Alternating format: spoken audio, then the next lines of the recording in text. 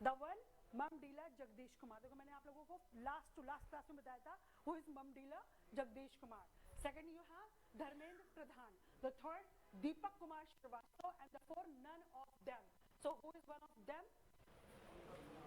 दीपक Kumar Srivastava.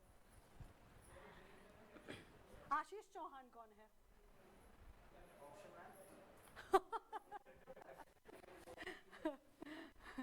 Option नहीं मिलेगा, direct बताइए। You don't have any option to बताइए। Who is Ashish Chauhan?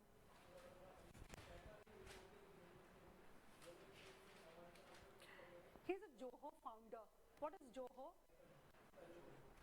हाँ, and belongs to National Stock Exchange. Search करिए आशीष चौहान। चौहान, हाँ बेटा।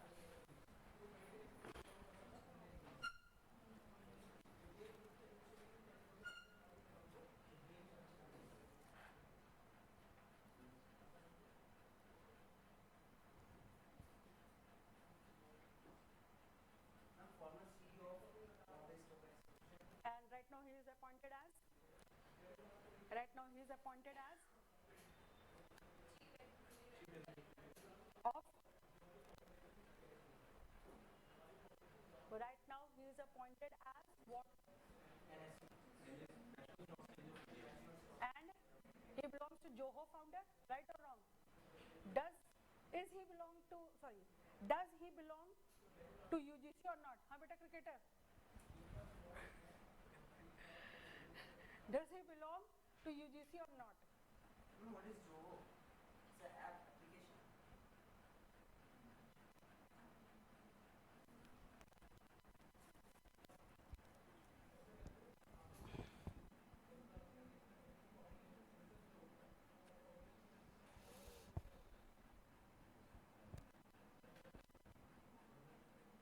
नहीं मिले?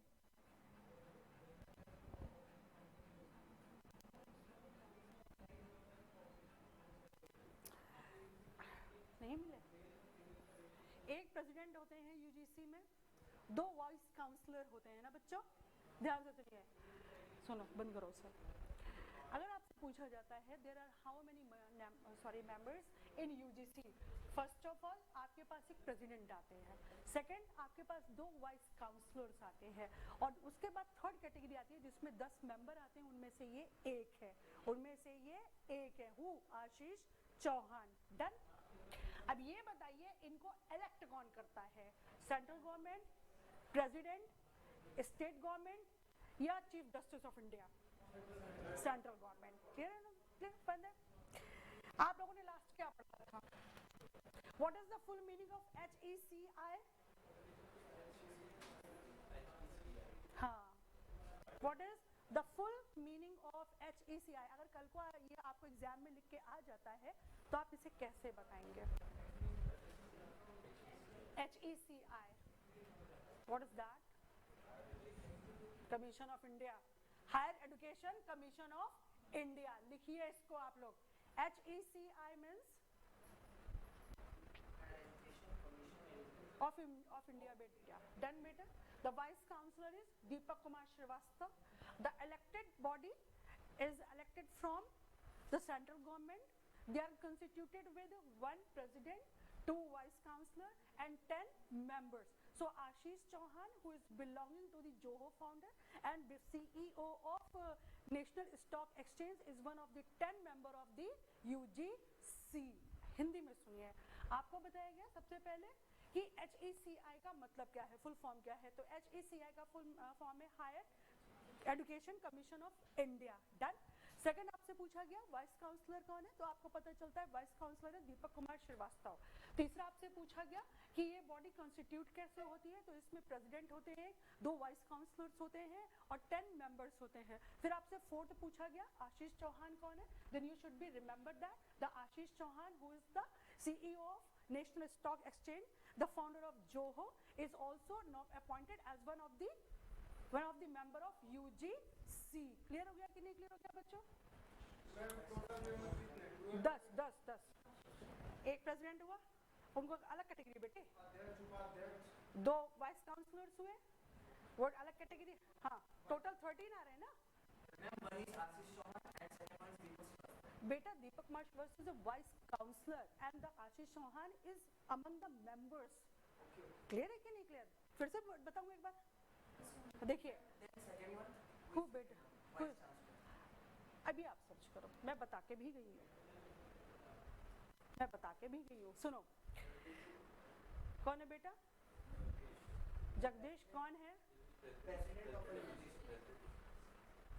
धर्मेंद्र प्रधान कौन थे? कोई थे कि नहीं थे? हैं बेटा? पहले आप आगे आइए. क्लियर है नॉट क्लियर फ्रेंड? बेटा don't Pallavi leave that. Clear? आ जाओ बच्चों, फिर से सुन लो एक बार. आपसे पूछा गया है HECI का मतलब क्या है? Higher education commission of India. Second आपसे पूछा गया है आशीष चौहान कौन है? तो जो UGC में 10 अपॉइंटेड मेंबर्स होते हैं उनमें से ये एक है. फिर आपसे पूछा गया NAC का फुल फॉर्म क्या है? तो NAC का फुल फॉर्म है national addiction and assessment council. इसको कहाँ स्थापित किया गया इसका office? That is located Bengaluru. Done. फिर इस आपसे पूछा गया कि जो कंस्टिट्यूटेड किससे होते हैं, तो आपको पता होना चाहिए एक वाइस चांसलर, सॉरी एक प्रेसिडेंट है जो आपके पास जगदीश ममडीला जगदीश कुमार है, फिर 2 वाइस काउंसलर है और 10 मेंबर्स हैं. इसको खुद स्टडी कीजिए. डन और नॉट डन? फाइन. लास्ट में क्या पढ़ा के गई थी ये बताइए आप लोग. फिर से बोलो मेरे क्या कहीं पे बेटा? हाँ क्या पढ़ के गए थे आप लोग? In Hunter Commission, there is a point that the secondary education was divided to two parts. The literary and the business. Then ma'am, I am confused about literary. What is literary and business? What is the literary? सुनिए, ये trades लड़कियों के होते हैं. 12 कहाँ से होते हैं?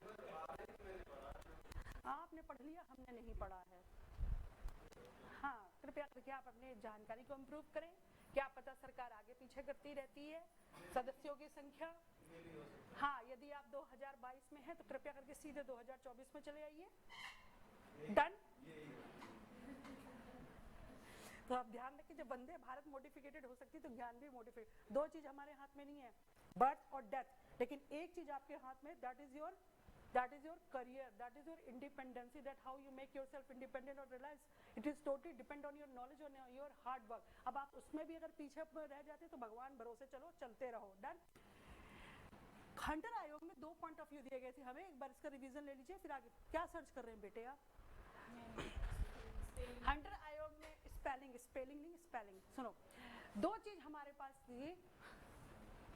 इतना हंसते नहीं है बच्चे, इतना हंसते नहीं है, गलत बात है. आप भी टीचर्स बनोगे, then you could make mistake, then everybody would be there to make a law over all of you. सुनो, आपके पास 2 इंपॉर्टेंट पॉइंट आए थे हंटर आयोग में. पहला था लिटरेरी एजुकेशन और दूसरा था व्यावसायिक शिक्षा. ठीक है ना?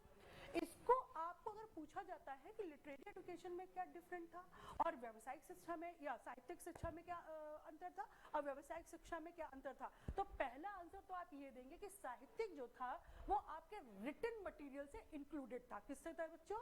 रिटन मटेरियल से इंक्लूडेड था. डन और नॉट डन? जहां पर आप सपोज कीजिए आप धर्म पढ़ रहे हो, आप फिलोसफी पढ़ रहे हो, आप साइकोलॉजी पढ़ रहे हो, the all material which was given you in a kind of theory. Clear है? थ्योरी क्या है? लिटरेचर फॉर्म में आती है. अगर आपसे पूछा जाता है थ्योरी किस फॉर्म में आती है, it is ever appeared in literature form. अब आप ये नहीं समझ कहेंगे कि इंग्लिश लिटरेचर हो गया, हिंदी लिटरेचर हो गया. नहीं, फिलोसफी है, साइकोलॉजी है, सिविक्स है, इकोनॉमिक्स है. डन और नॉट डन?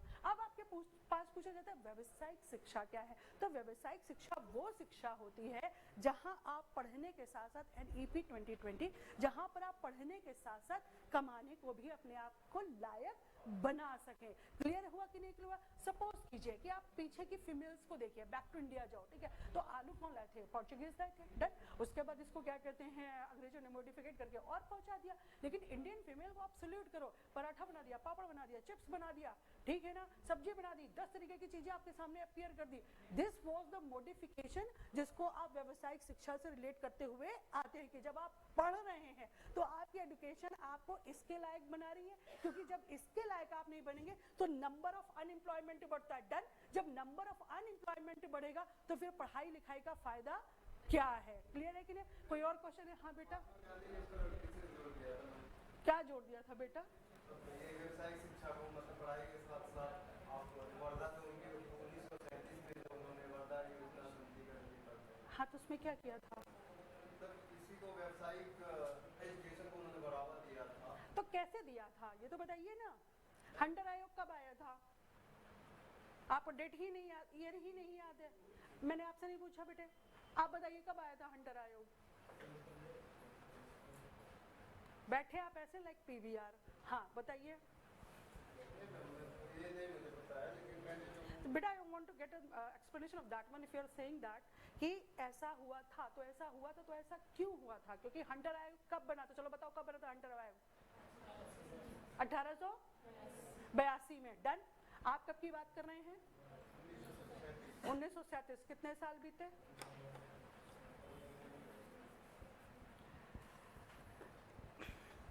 देखिए अभी आपके पास आएगा विश्वविद्यालय आयोग। मैं आपको हिंट दे रही हूँ, फिर पढ़ाना शुरू करती हूँ। जब आप किसी भी कमीशंस को स्टडी करते हैं, आप सबसे पहले ये ध्यान रखिए कि वो आपस में कितने कोरिलेट हो रहे हैं। दैट कोरिलेशंस का मतलब होता है जैसे आपने वॉरेन हेस्टिंग्स को पढ़ा, उन्होंने आपको मदरसा दिया या डिफरेंट चीजें दी, अब उसमें कितने पॉइंट ऑफ व्यू थे जो आगे के कमीशन से या मैग्ना चार्टर से इंक्लूड होते गए या स्किप होते गए। दो चीजें करते हैं हमेशा हम कमीशंस में, या जो हमारे पास प्रोजेक्ट्स आते हैं, या तो चीजें इंक्लूड होंगी और या तो चीजें डिडक्ट होंगी। क्लियर है कि नहीं क्लियर है?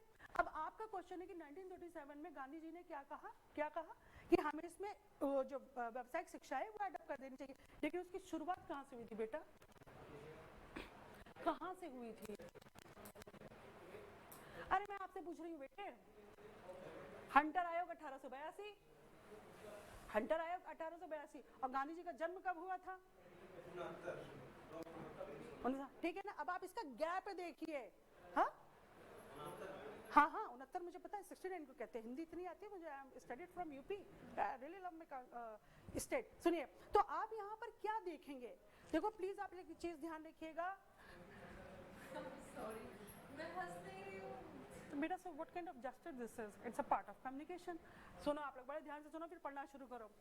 पहली चीज जो आप लोग बहुत लेके नो, आपका होमवर्क कहीं नहीं है। तो अगर आप आसमान में तीर चला रहे हैं तो चलाते रहो, वापस आपके पास आएगा, किसी और को नहीं लगना। दूसरी चीज सुनो, अगर आप कोई डाउट और इश्यूज अपने व्हाट्सएप स्टेटस पे उस पे नहीं पूछते हैं तो आप बहुत ही बड़े अर्जुन हैं। फाइन, आप अपनी प्रशंसा सुनो पहले टीचर से। तीसरी चीज, अगर आप कोई भी नए डाउट्स नहीं निकालते जो न्यूली मेड होते हैं, मैंने आप लोगों को कर्नाटक गवर्नमेंट दिया था, हिमाचल गवर्नमेंट दिया था, एक भी पॉइंट ऑफ व्यू नहीं है। अगर आपसे क्वेश्चन पूछा जाता है you wouldn't be blank over there. Fine, then fourth आपसे क्वेश्चन पूछा जाता है, जो पढ़ाया जाता है उसमें आपके पास कोई भी क्वेश्चन होते ही नहीं है। फिफ्थ, आपके पास आप ये सिमिलैरिटीज चेक ही नहीं करते कि कौन सा कमीशन किसी पॉइंट को लेकर उसी चीज को आगे बढ़ गया, कौन सा कमीशन उसी पॉइंट को लेकर डिडक्ट करके आगे निकल गया। You didn't have in a single point of view कि हमें इतनी सारी चीजें पूछनी होती हैं और आपका 4 दिन बाद पेपर है। क्लियर है कि नहीं क्लियर है? आ गया इतना? अब आप लोग विश्वविद्यालय के बारे में सुनो बच्चों, फिर पढ़ना हम शुरू करते हैं। विश्वविद्यालय आयोग 1904। देखिए जब आपके पास विश्वविद्यालयों की स्थापना करी जाती है, प्रोविडेंसीज कितनी थी अंग्रेजों की? कौन कौन सी थी? मुंबई, कोलकाता एंड हाँ फाइन। जब आपके पास प्रोविडेंसीज आती है स्टूडेंट, तो उसमें जो सबसे बड़ा आपके पास कलेक्टिव पॉइंट ऑफ व्यू आता है वो आता है यूनिवर्सिटीज। डन और नॉट डन? अच्छा, जब आप प्राथमिक विद्यालय देखेंगे, फिर आप माध्यमिक विद्यालय देखेंगे, फिर आप लोग उच्चतर माध्यमिक विद्यालय देखेंगे। इतना याद है कि नहीं याद है? पढ़ा के गई थी ना मैं आप लोगों को। Done fine. इनमें भी क्या हुआ, चेंजेस किए गए। क्यों चेंजेस किए गए? कि कहीं पे आउटपुट जो था प्रीवियसली वो राइट नहीं आया, तो फिर आपको दो इंपॉर्टेंट कॉज दे दिए गए हंटर आयोग में। एक तो न्यूली मेड डिस्ट्रिक्ट आ जाएंगे, दूसरा क्या आ जाएगा, आपको नगर पालिका दे दिया जाएगा। डन। जो आज आप एमसीडी के स्कूल्स देखते हैं, अगर आपसे क्वेश्चन पुट अप कर लिया जाता है कि ये बताइए कि आपने एमसीडी के स्कूलों को कहां से कवर अप किया, अब आपको ऑप्शंस दे दिए जाते हैं। सैंडलर आयोग दे दिया गया, विश्वविद्यालय आयोग दे दिया गया, या आपको सपोज कीजिए हंटर आयोग दे दिया गया, या आपको 1835 का मैकेले एजुकेशन सिस्टम दे दिया गया। तो आप किसको राइट आंसर देंगे? हंटर आयोग को। क्लियर है कि नहीं क्लियर? जब आप हंटर आयोग को देंगे तो अब आप इसमें दो पॉइंट ऑफ व्यू बहुत क्लियरेंस पे लेते हुए चलेंगे, क्लियरेंस पे लेते हुए ये चलेंगे बोलेंगे कि अगर गवर्नमेंट ने, उस टाइम की गवर्नमेंट ने न्यूली मेड डिस्ट्रिक्ट्स दिए थे, आप क्या लिख रहे हैं बेटा पहले सुनो, मैं बात के लिखवाऊंगी, न्यूली मेड डिस्ट्रिक्ट्स दिए थे या एमसीडीज स्कूल दिए थे, तो ऑब्वियस सी बात है कि शिक्षा का स्तर जो था वो एक सेंट्रलाइज से सर्कलाइज्ड हो गया था, सेंट्रलाइज्ड से सर्कलाइज्ड हो गया था। सेंट्रलाइज्ड से सर्कलाइज्ड का मतलब बताओ क्या होता है? सेंट्रलाइज से मतलब एक पॉइंट पे उसके लिए लागू होना, और सर्कलाइज्ड मतलब एक से ज्यादा जगह उसके आगे निकल जाना। Done fine. Second point of view आपको क्या बताएगा कि अभी तक आप लिटरेरी एजुकेशन के वे पे चले आते हैं। लिटरेरी एजुकेशन में आप कौन कौन से पॉइंट पढ़ रहे थे? धर्म था ना, साहित्य था ना, और कला था ना, बाकी बताओ, अरे बाकी बताओ बच्चों।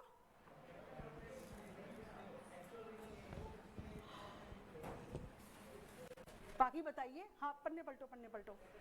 आप लोगों को पता नहीं, आप लोग पढ़ के गए थे, एक धर्म था, साहित्य था, कला था, और कह दो मैम पेपर है मेरा नहीं आप लोगों का, कह दो बेटे। आप गेस कर रही हैं या आंसर दे रही हैं? अगर आपको यही यूजीसी आंसर ऑप्शंस में डाल देगा और इसमें से कहेगा कि निम्नलिखित में से कोई एक गलत है, फिर आप क्या चूज करोगे? क्या था बताओ ऋत्विक? जैसे हम मूवी देखते तो हमें डायलॉग याद नहीं रहता, हीरोइन के कपड़े याद रहते हैं, है ना, लोकेशन याद रहती है, लोग भागते उस जगह को देख के जाएंगे, यहाँ पे हम इंस्टा की फोटो खींच के डालेंगे, डन है ना? वैसे इसको ध्यान रखो कि ये भी आपके लिए एक बहुत इंपॉर्टेंट फिनोमिना है। क्वेश्चन लिखना शुरू, पॉइंट लिखिए, विश्वविद्यालय आयोग 904 1904।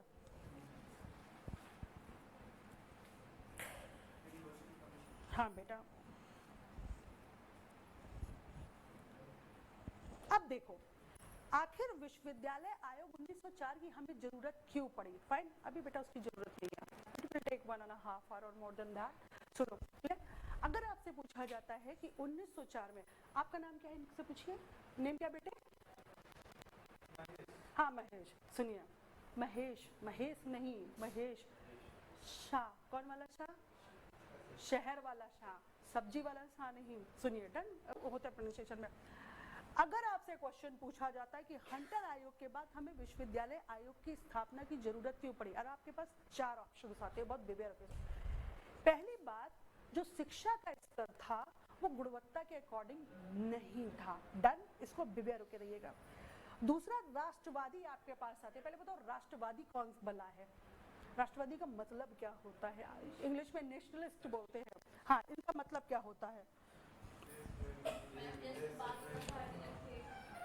क्या बेटा? तो मतलब जो बेटा पैट्रियोटिक थे वो फाइट नहीं कर रहे थे। So what is the difference between nationalist and patriotic? मुझे अपने देश से बहुत प्रेम है, I love my country too much, the one of the best country of this world. आप बताओ, आपको हिंट दे दिया मैंने।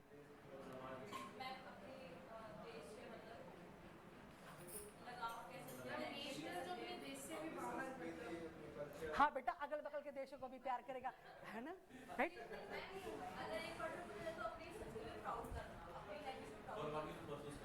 And patriotism, if a soldier says that I'm a patriotic, if I says I'm a nationalist, what is the difference between that? मतलब आपको कितनी बड़ी hint चली गई है।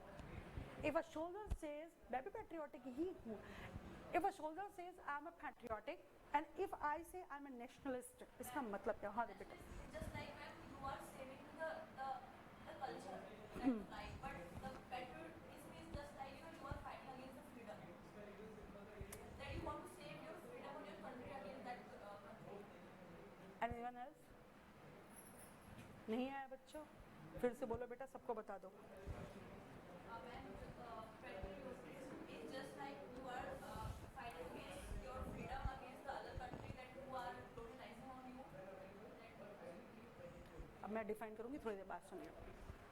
तो राष्ट्रवादियों ने क्या कहा कि जो शिक्षा का स्तर है वो अच्छे लेवल पे नहीं जा रहा, बेबेयर रहना, ठीक है ना? अब इसका एक पॉइंट ध्यान रखो कि शिक्षा का स्तर अच्छे लेवल पे क्यों नहीं जाता, क्योंकि जो एजुकेशन फोकस थी, किस पे फोकस थी? इंग्लिश एजुकेशन पे फोकस थी। अगर आपसे आपसे क्वेश्चन पूछा जाता है कि 1904 का विश्वविद्यालय अनुदान आयोग जो है उसकी स्थापना का मुख्य कारण क्या था? इसके 4 ऑप्शंस आप देखो। फाइन, पहला ऑप्शन आता है शिक्षा का जो स्तर था वो गुणवत्तापूर्ण नहीं था। राइट है। क्यों? क्योंकि फोकसिंग कहाँ करी जा रही थी? We need downward filtration. याद है कि नहीं? We need downward filtration theory, we were going according to that one. तो जब आप डाउनवर्ड फिल्टरेशन थ्योरी पे होंगे तो आपको तो सबऑर्डिनेट्स चाहिए ना। आप एजुकेशन को ठीक है एक मार्क दे रहे थे, but the education was not according to the जहां पे रियल इंडियंस के अकॉर्डिंग होती। फाइन, सेकंड आपको क्या बताया गया कि जो एजुकेशनल आउटपुट आ रहा है वो आउटपुट इंडियन नहीं आ रहा था। नहीं आया समझ में? जो एजुकेशनल आउटपुट आ रहा था, एजुकेशनल आउटपुट का मतलब क्या होता है? चलो ये बताओ। अब आप लोग बैठे हो, हाँ हाँ बेटा बोलो। नहीं, आप लोगों ने पढ़ा रिसर्च होता है, ठीक है ना? रिसर्च में रैंकिंग तय होती है। डन? जब रैंकिंग तय होती है तो वहां पे हमें क्या पता चलता है कि इस यूनिवर्सिटी की रैंकिंग ये है, इस यूनिवर्सिटी की ranking, please try to be aware, ये भी एक बहुत इंपॉर्टेंट क्वेश्चन है। डन? तो वहां से आप क्या ऑब्जर्वेट कर लेते हैं कि हाँ यहाँ का रिसर्च मटेरियल एजुकेशन लेवल अच्छा है, हम यहाँ पे एडमिशन लेंगे, हम यहाँ पे एडमिशन लेंगे। That's why you have Delhi university around the country and across the world the people are coming here to get admission over here. यही तो रीजन है ना बच्चों। हाँ तो बेटा कहीं ना कहीं तो आउटपुट अच्छा आया, 100 साल हुए तब तो सोचो। डर है ना? वरना हमारे देश में पहले क्या था? आप इसको दे रहे, तक्षशिला नालंदा तो था, उस समय दूसरों के पास कुछ नहीं था। जब हमारे पास कुछ नहीं था तब दूसरों के पास था। अब ये भी इसका भी एक रीजन होता है क्योंकि बिकॉज वी वर कॉलोनाइज्ड, हम तो गुलामी झेल रहे थे ना। तो आप गुलामी झेल लो, शिक्षा हमारे अकॉर्डिंग थी नहीं, शिक्षा अंग्रेजों ने दे रखी थी, तो आप कहाँ अपने आप को आउटपुट देंगे? डन और नॉट डन? तो जो आउटपुट आया बच्चों वो इंडियन नहीं था। क्लियर और नॉट? तब एक आयोग की स्थापना करने को कहा गया, वो था सन 1902। तीसरा क्वेश्चन आपसे पूछा जाता है कि विश्वविद्यालय आयोग की स्थापना जो है उसको 1902 में, बेटा मैं लिखवा रही हूँ, 1902 में कहा गया, लेकिन पारित वो होगा 1904 में। तो 2 साल पहले से प्रोसीजर स्टार्ट हुआ। कहाँ से स्टार्ट हुआ? 2 साल पहले से प्रोसीजर स्टार्ट हुआ। अब उसमें 2 इंपॉर्टेंट फिनोमिना को और जोड़ा गया है। 2 इंपॉर्टेंट फिनोमिना जो इसमें जोड़े गए हैं वो है प्राथमिक शिक्षा और माध्यमिक शिक्षा। अब आप इस चीज को फिर गेन करो कि उसमें प्राथमिक शिक्षा और माध्यमिक शिक्षा को इसलिए जोड़ा गया क्योंकि वो रूटेड एजुकेशन थी। नहीं आया? अगर आपसे पूछा जाता है, मैं डिफाइन कर दे रही हूँ फिर लिखो, अगर आपसे पूछा जाता है विश्वविद्यालय आयोग के 5 इंपॉर्टेंट पॉइंट बताइए, तो पहले सुनिए फिर लिखना शुरू कीजिए। सर्वप्रथम इसके ऊपर जो योजना का स्टार्टिंग होती है that was started in 1902। Done? But it was implemented in 1904। तो शुरुआत 1902 से होती है। इसका जो एक इम्प्लीमेंट्री कॉज आता है वो आता है 1904 में। सेकंड सुनिए, इसमें जो जोड़ दिया गया था वो कि जो शिक्षा का एक आउटपुट आ रहा है या जो उसकी एफिशिएंसी है या उसकी आप सपोज कीजिए क्वालिटी है वो अकॉर्डिंग टू एजुकेशन नहीं थी। तीसरा पॉइंट आपको बताएगा कि इसमें राष्ट्रवादियों ने कहा, देखो राष्ट्रवादी अभी तक देखो, चलो पीछे चलो, अब आप लोग इस चीज को समझिए, थोड़ा सा पीछे चलो, आप पहुंच जाते हो 1785 में। डन?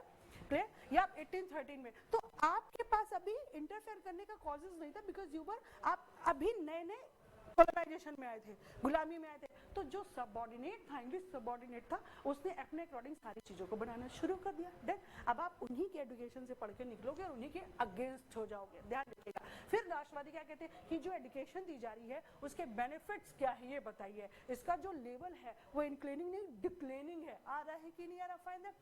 तो इसमें 2 रूटेड एजुकेशन को फिर जोड़ा गया, वो था माध्यमिक, प्राथमिक शिक्षा और माध्यमिक शिक्षा। इन सारी योजनाओं को लेकर 1904 में इसको पारित कर दिया गया। लिखना शुरू कीजिए। आ गया? फिर से बोलना है कहीं पे मुझे? बेटे आप लेट क्यों होंगे? देखिए विश्वविद्यालय आयोग जी, पूछिए, कुछ पूछना है? हाँ बेटा। हाँ क्या क्या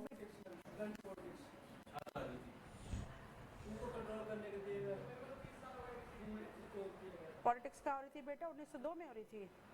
बोलिए हाँ या ना। कितनी यूनिवर्सिटीज थी पहले ये बताइए? कितनी यूनिवर्सिटीज थी पहले ये बताइए? कितनी यूनिवर्सिटीज थी बेटे? The Mumbai, the Kolkata and the Chennai. Done? Clear? अब उसमें पॉलिटिक्स किस बेस पर शुरू हुई जरा आप ये बताइए। तो आपको पॉइंट क्लियर तो किया गया कि राष्ट्रवादी कहाँ से निकल रहे हैं बेटे, कि आप उन्हीं से पढ़ के आप उनके अगेंस्ट बोल रहे हैं, बताया कि नहीं बनाया कि आप उन्हीं से पढ़ के उनके अगेंस्ट बोल रहे हैं। पॉइंट का मतलब क्या है कि आप नेशनलिस्ट है। और देखो यहाँ पे नेशनलिस्ट की भी बात नहीं है, जब तक क्या नहीं है बेटा, मैं अभी डिफाइन कर दूंगी, सुनिए क्लियर। अच्छा, तो वहां पर देखो सुनो, आप ये पढ़ रहे हैं, ठीक है ना, आपको एक नॉलेज आता है and you started to speak against that one, इसको कहते हैं बेटा हम अवेयरनेस। अब अवेयरनेस में कैटेगरी डिफाइन हो जाती है कि वो नेशनलिस्ट बोल रहे हैं या कॉमनर्स बोल रहे हैं। तो कॉमनर्स तो बेचारे पहले दबे कुछ रहे थे, वो अपनी जिंदगी बर्बाद थी उनकी, तो झेल रहे थे, एक्सप्लॉइटेड थे, तो बोलना किसने शुरू किया, जब ज्ञान मिलेगा तभी तो मुंह चलाओगे ना। डन, ये चीज आपको यहाँ पे दिखाई गई है, क्लियर है कि नहीं क्लियर है। पॉलिटिक्स नहीं थी, it was the awareness which was generated in universities. नहीं आया, आया कि नहीं आया, लिखना शुरू करो। देखिए,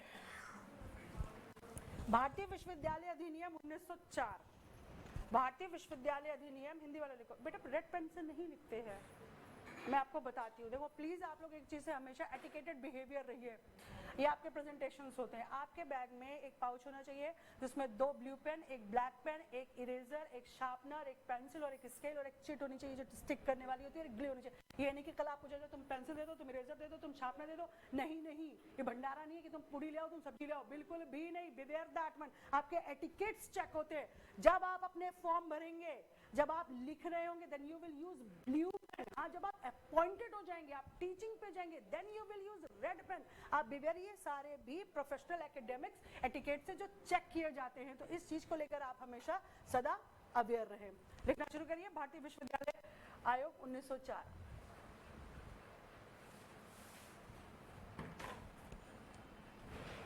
बोलो बच्चों, में लिखिए, इस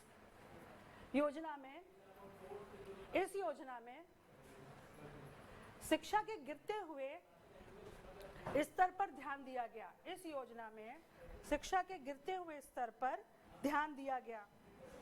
नेक्स्ट लिखिए, इंग्लिश वाले लिखो। Final, it was focused on the declining, it was focused, Hindi वाले लिख लिया बच्चे, it was focused on the declining, it was focused on the declining quality of education. It was focused on the declining quality of education. It was focused on the declining quality of education. Next point लिखिए, हिंदी वाले बच्चों।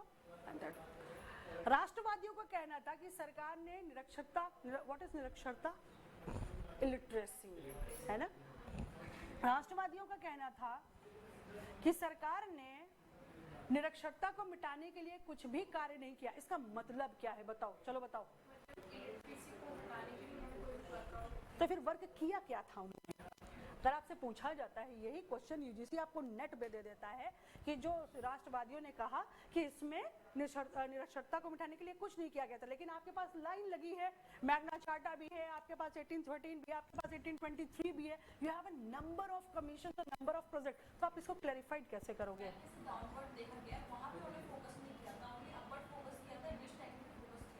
और they were only mobilized to prepare a downward filtration group. आप इस point को यहाँ रखेंगे कि उनका एक मोटो जो था वो क्या था, डाउनवर्ड फिल्टरेशन प्रिंसिपल, ये डॉक्ट्रिन था। किससे निकला था, 1813 से 1835 से, ये भी याद नहीं है कहाँ से, 1813 से निकला था, 1832 से निकला था, 1835 से निकला था। किससे निकला था भैया, पढ़ के गए हो अभी आप लोगों का पेपर 4 दिन बाद, किससे निकला था?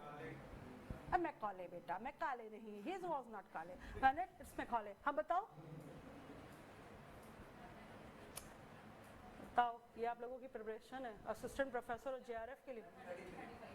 33 बेटा, 33 लिखा था आप लोगों ने, लास्ट क्लास में लिखा था बेटा। I know Hindi and I love Hindi, बहुत खूबसूरत भाषा है हमारे देश की। संस्कृत उससे ज्यादा खूबसूरत है। देखो देखो, हम हिंदुस्तान के किन 4 जगहों पे संस्कृत बोली जाती है? हाँ,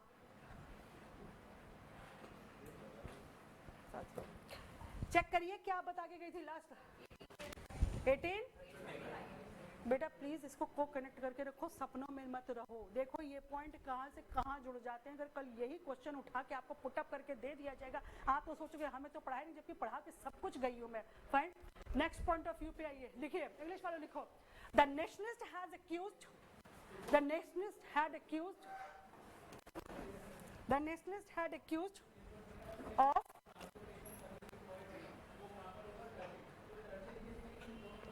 that no attempt had been made, no attempt had been made, no attempt had been made, no attempt had been made to remove the illiteracy, to remove the illiteracy.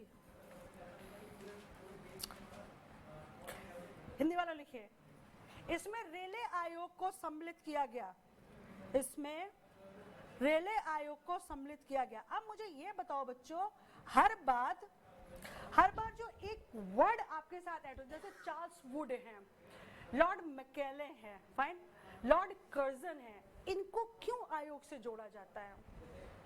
बताइए, इनको आयोग से क्यों जोड़ा जाता है?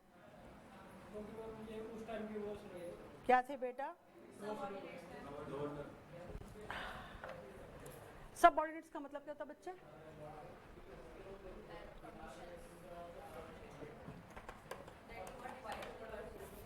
सीधा आपको आते मैंने बताया बेटा, you are at time, I am asking you, you are at time, fine.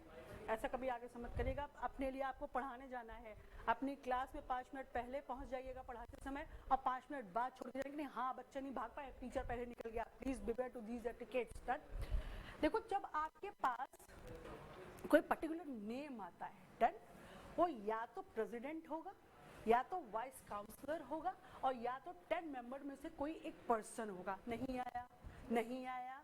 If you are asked that why we have the certain names which are added with project on commissions, done, तो आपको आते ही बताएगा कि देखो एक president है भाई, 2 vice counsellor हैं और 10 मेंबर्स हैं। तो इनको ये तो कहा नहीं गया कि आपको सेंट्रल गवर्नमेंट ने सेलेक्ट किया है, आप गाड़ी से घूमो जिंदगी के मजे लो। नहीं नहीं नहीं, आपको क्या देना है? ऑब्जर्वेशंस देना है। किसका देना है? जितना भी एजुकेशनल सिस्टम है, previously to present, previously to present, clear? उसके बाद फिर आप उसको मॉडिफिकेट कीजिए और मॉडरेट कीजिए, मॉडिफिकेट कीजिए और मॉडरेट। कल को आप लोग पढ़ाने जाओगे, डन। आपको लगता है कि एक चैप्टर है, इसको पहले मैंने भी पढ़ा, लेकिन अब इस चैप्टर को मैं अपने तरीके से पढ़ाऊंगा, तो आप उसमें क्रिएटिविटी लाएंगे। डन और नॉट डन? आप प्राइमरी टीचर्स को देखो कितना एंटरटेन करते हुए टीचर बच्चों को पढ़ाती हैं, बहुत बड़ा टास्क है। I can't do that one, I really salute to them, क्योंकि वाकई में बहुत बड़ा पेशेंस है ये छोटे बच्चों को पढ़ाने, मेरे बस की नहीं है। Done, clear? तो यही चीज होता है जब कमीशंस बनते हैं बच्चों, बिवेयर रहिएगा। अगर आपसे पूछा जाता है कि why we needed commission with a particular name, तो आप इतना ध्यान रखिएगा कि जब भी कोई कमीशन बनते हैं उसके साथ कोई पर्सन जुड़ता है तो वो उस एडमिनिस्ट्रेशन बॉडी से बिलोंग करता हुआ आता है, या तो प्रेसिडेंट होगा, या प्रीवियसली कोई एडमिनिस्ट्रेटिव वर्क कंफर्मेशन में होगा, या तो वो वाइस काउंसलर होगा, या 10 मेंबर में से कोई एक होगा। क्लियर है कि ना? हिंदी वाला लिखो, लिख लिया? इसको रेले आयोग के अंडर में बनाया गया। इंग्लिश वाले लिखिए, इट वाज फॉर्म्ड अंडर, बेटा इसको रेले आयोग के अंडर में बनाया गया, अंतर्गत बनाया गया। लिखिए, the Rayleigh commission was set up for this one, the Rayleigh commission was set up for this one, the Raleigh Commission was set up for this one। Hindi वाले लिखो, इस आयोग की सिफारिश पर, ये बताओ सिफारिश का मतलब क्यों आता है? हर बार सिफारिश वर्ड क्यों आता है? हाँ, वेरी गुड, लिखिए, इस आयोग की सिफारिश पर सरकार ने भारतीय विश्वविद्यालय अधिनियम 1904 की स्थापना करी। सरकार ने भारतीय विश्वविद्यालय अधिनियम 1904 की स्थापना करी। बॉन क्या होता है? बॉन क्या होता है बच्चों? BON, बॉन क्या होता है? ICT पढ़ते हैं आप लोग? ICT पढ़ते हो? सबसे बेसिक कंप्यूटर में सबसे इम्पोर्टेंट CD से जो ये करते हैं, DVD मतलब डॉक्यूमेंट को किसी को ये करते हैं, CD में। बेसिक कंप्यूटर में क्या आता है? बेसिक कंप्यूटर में कौन कौन से आपके पास वो आते हैं सीखने के लिए? आपसे पूछा बेसिक कंप्यूटर हर यूनिवर्सिटी हर कोई मांगेगा आपसे, ये आपके हैंड टू हैंड होना चाहिए। तो फिर बताओ एमएस एक्सेल में बॉन्ड का मतलब क्या होता है? हैं क्या करें बेटा?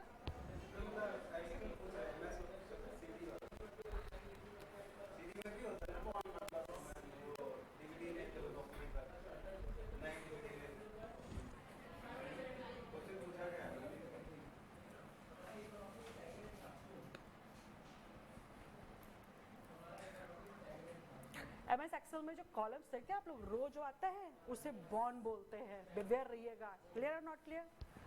हाइपरलिंक की की क्या है? उसको तो ये भी बोलते हैं ना, रो और कॉलम। बेटा दैट इज डिफरेंट थिंग। मैं अभी क्लियर कर दूंगी, आप क्लास के बाद में मैं क्लियर कर दूंगी।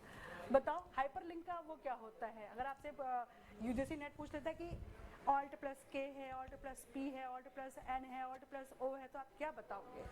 कह दो खुद ही बताओ, आप बताओ।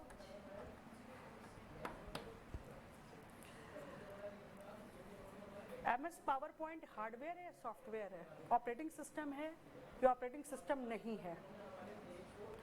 एमएस पावर पॉइंट तो जानते हो ना आप लोग, किसके लिए यूज करते हैं पावर पॉइंट? अभी आप लोग रिसर्च करोगे, पढ़ाने जाओगे, बेटर नो दैट। सुनो, इसको एकेडमिक कंसर्न से समझिए। अभी आप लोग पढ़ाने जाओगे, है ना? जाओगे ना जाओगे? पीपीटी रेडी करते हैं, ठीक है ना? रियल में पावर पॉइंट का वो मतलब होता है बेटा, नॉट फॉर डिजाइन की इधर से बिल्ली आई, उधर से क्या कहते हैं फूल गिरा, उधर से क्या कहते हैं कमल आया, उधर से क्या कहते हैं गेंदा खिला ना बेटा। सॉरी टू से, that is called PPT. Done? What is PPT? तो आप बताओ एमएस पॉइंट को आप क्या बोलोगे? हार्डवेयर है, सॉफ्टवेयर है, ऑपरेटिंग सिस्टम है, क्या है बताओ? कितने लोग कंप्यूटर पढ़ते हो? कितने लोग कंप्यूटर पढ़ते हो? ये तो नॉलेज तो सबके हाथ में होना चाहिए आजकल। It's a operating system. लिखो, इंग्लिश वालों लिख लिया आप लोगों ने? लास्ट लिखिए। इसमें प्राथमिक और माध्यमिक शिक्षा पर जोर दिया गया। इसमें प्राथमिक और माध्यमिक शिक्षा पर जोर दिया गया। इसमें प्राथमिक और माध्यमिक शिक्षा पर जोर दिया गया। It was insisted on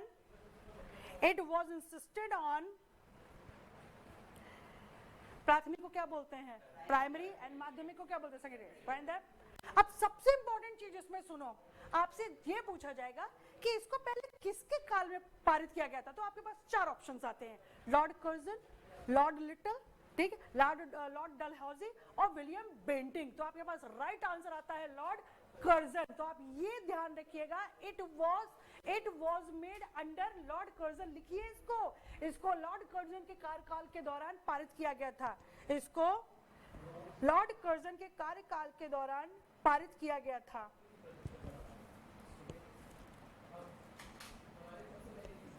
done बच्चों? क्लियर? अब आप लोग स्टैंडर्ड आयोग पे आइए। 1919 इसमें से कोई पॉइंट पूछना है आप लोगों ने? कोई पॉइंट पूछना है तो बता दीजिए, मैं रिपीट कर दूंगी। क्लियर है कि नहीं क्लियर है? देखिए एक, हाँ बेटा, अरे बेटा वेट करिए, वो भी आगे जुड़ेगा। ऐसे गवर्नमेंट थोड़ी ना कहेगी आओ तुम 10 ले जाओ, तुम 5 ले जाओ। इधर देखिए, आपका नाम बताइए। मैं क्लियर तो बेटा करने तो दीजिए। आपको किस योजना में बताया गया था कि 10 लाख रुपए प्रस्तावित किए गए थे? अब आप कहोगे कहां से इन्होंने क्वेश्चन पूछ लिया, इन्होंने क्वेश्चन पूछ लिया, इन्होंने क्वेश्चन पूछ लिया। किस योजना में आपको ये क्लियर किया गया था that the government has made its mind to provide 10 lakh? किस में कहा गया था? 1835 में, 1832 है? कहाँ पे? 1813, 1832, 1835, 1800 क्या बेटा? 1818, 1823, 1833, 1835।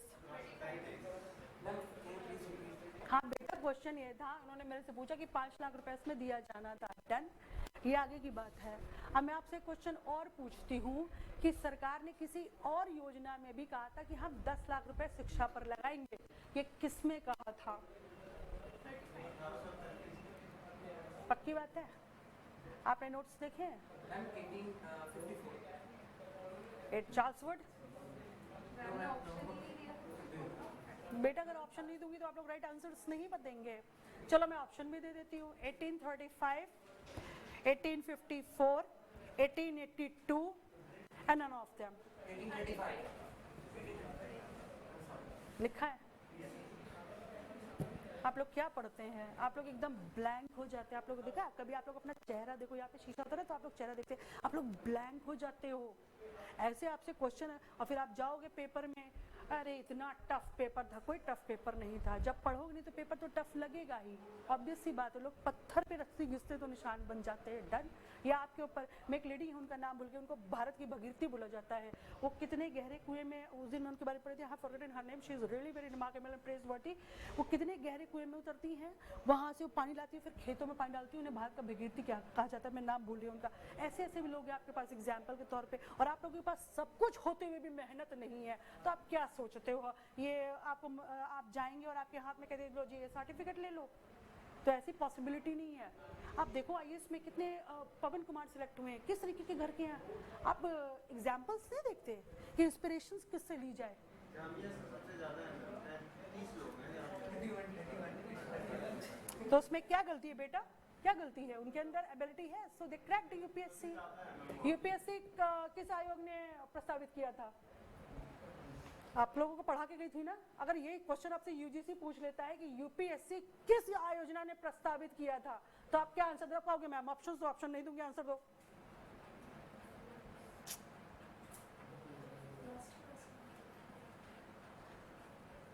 आप बेटा नए हो ना, हाँ तो आप बच गए आज। बताओ बच्चों। बेटा बहुत पहले बताया, यू वर देयर। उस दिन आपने ब्लू कलर का पहना हुआ था। नहीं आप भी थे बेटे। आप मुझे फर्स्ट टाइम वहाँ मिले थे, जब वहाँ बैठे हुए थे, जब पैसे की बात हो रही थी कि दुनिया में पैसे ही सब कुछ, सारी खुशियाँ दे सकता है। I know that, fine that. तो फिर आप सोचो मैं कैसे भूल जाऊंगी? तो आप मुझे बताओ किस ऑप्शन में था, चेक करो अपनी कॉपी में। हाँ बेटा don't look at me, I think you should be go through with your notebooks. हैं?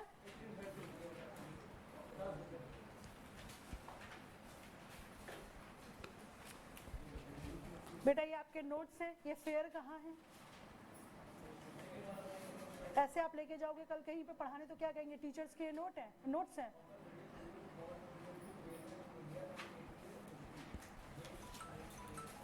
आप लोगों को तो बस पढ़ाते रहो। हेलो जी बोलिए। आज जी अभी मैं फोन करती हूँ, मैं पढ़ा रही हूँ, फ्रेंड वेट करिए। हाँ मैं सब भेज रही हूँ अभी 2 मिनट लगे, ठीक है? आज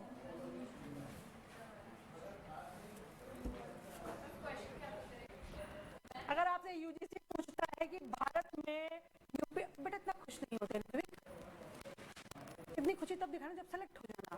देन कुछ उस समय के लिए बचा के रखिए, आप प्रिपेयर करिए। अगर आपसे यूजीसी क्वेश्चन पूछता है कि भारत में यूपीएससी की स्थापना किस आयोग के अंतर की गई थी, कौन से यंत्र, अब क्या आंसर दोगे? You are searching. क्या बेटा? ईयर बताइए। Which one? 1824, 1924, 19? It's wrong. हाँ इट्स रॉन्ग। आप लोग वहां पे हैं जहां से आपको अभी पीछे जाना, 70 साल पीछे जाओ, 50 साल पीछे जाओ। पढ़ाई करते हैं, कुछ पढ़ाई नहीं करते हो।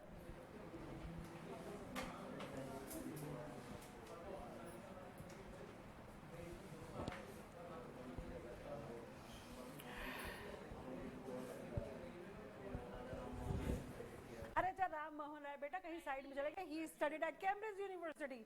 ही was not mean to the. Who was the first selected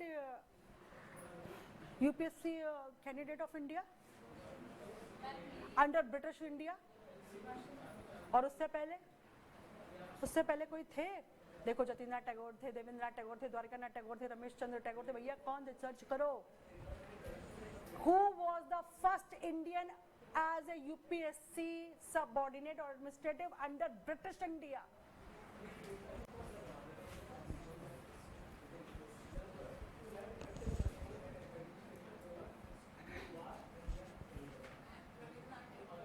Beta, don't give me heart attack. I want to back my home. हाँ बेटा, ये जो आप बोलते रहते हो ना, it's called intrapersonal in communication sometime. किसने सेलेक्ट किया था? ब्रिटिश इंडिया में थे ना 1864 है ना, और आप लोग क्या बता रहे थे 1924 है ना, कितने साल पीछे गए आप? 40-50 साल पीछे गए। अब देखो ये यूपीएससी का फॉर्म किस आयोग ने किया है, इसके लिए अभी 20 साल पीछे चले जाओ, 10-15 साल पीछे चले जाओ, सर्च करो। लिखते तो सब कुछ हो, दिमाग में कुछ नहीं है।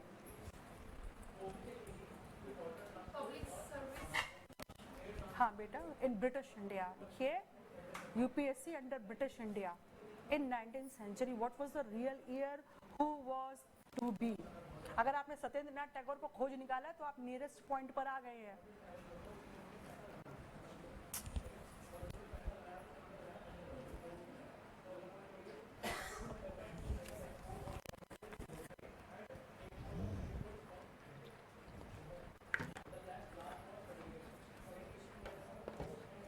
Try to type UPSC under British India when it was formed। लिखो इसको, सर्च करो, क्योंकि कॉपी में लिख के भी आपको याद नहीं रहता है।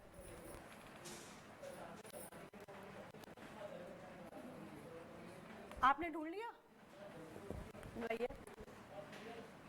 गीतांजलि, आपने ढूंढ लिया? हाँ 18 और सिलेक्शन कब हुआ सत्येंद्र नाथ टैगोर का?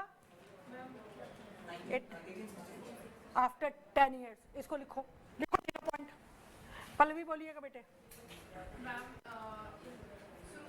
जी। The concept of a merit-based modern civil service in India was introduced in 1854. Excellent. 1854 में, थैंक यू वेरी मच बेटा, अभी आप आगे भी बोलोगे। 1854 में मेरिट बेस्ड पर यूपीएससी कैंडिडेट्स के सिलेक्शन को रिक्रूट या रेकमेंड किया गया। Done, clear. उसके बाद 10 साल बाद आपके पास द फर्स्ट इंडियन आपके पास आते administrative under the British India, that was Satyendra Nath Tagore, clear. And the second you have that is Subhash Chandra Bose. आगे आप लोगों को अब आपने जो 1924 कह दिया बेटा, ये मॉडिफिकेटेड सेक्शंस है, नहीं आया। ये जो आप 1924 बोल रहे हैं, 1934 व्हाटसोएवर, ये मॉडिफिकेटेड सेक्शंस है, इनमें सुधार होते हुए चले गए। आया कि नहीं आया? तो अगर आपसे यूजीसी पूछता है कि यूपीएससी को क्या कहते हैं ब्रिटिश इंडिया में कब इंक्लूड किया गया, 1854 आपके पास ऑप्शन है, the 1854, the 1864, the 1877 and the 1884. So the right answer goes to the 1854. Apart to that one, if you are asked that one, who was the first renowned UPSC candidate under British India? So you have Shri Satyendra Nath Tagore। कहाँ से आ रहे हैं? कोलकाता से। कहाँ से आ रहे हैं? कोलकाता से, क्लियर है। क्योंकि आपको पहले ही पता नहीं चाहिए कि इनकी जो प्रोविडेंसीज हैं वो selected the the first Kolkata, then Madras and Mumbai. Clear हो गया बच्चों? फिर से बोलना है कहीं पे, फिर से। और उसके बाद जो 1924 आए हैं, यहाँ पे सब में इसमें इम्प्रूवमेंट्स दिए गए हैं, इसमें मॉडिफिकेशंस और मॉडरेशंस दिए गए हैं। कुछ चीजों को हटाया गया है, कुछ चीजों को जोड़ा गया। बेटा यहाँ के बैठो, नहीं तो उस पर बैठ के लिख नहीं पाओगे। डन, सही है, लिखिए। सैंडलर आयोग 1917-1919। अब आ जाओ, आज से 103-4 साल पहले की बात है। डन बच्चों। सैंडलर बेटा, SANDLER, सैंडलर विश्वविद्यालय, सैंडलर यूनिवर्सिटी कमीशन या सैंडलर विश्वविद्यालय आयोग। और क्या बच्चों, अब इसकी कहानी सुनो। फर्स्ट ऑफ ऑल, क्लियर, आपसे पूछा जाता है, लिख लिया आप लोगों ने? फिर मैं समझा देती हूँ। लिख लिया बच्चों? डन, रिटन बेटा। 1917 एंड 1919, 1917, 1919। 1917 में क्या हुआ था? ये होम रूल लीग कब बना था? बना होगा कभी कभी 16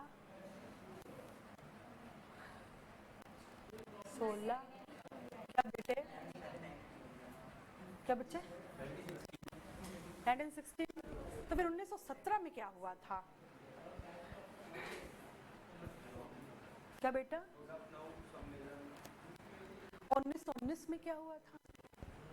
1919 में क्या? 1919 कितना होता है? 1919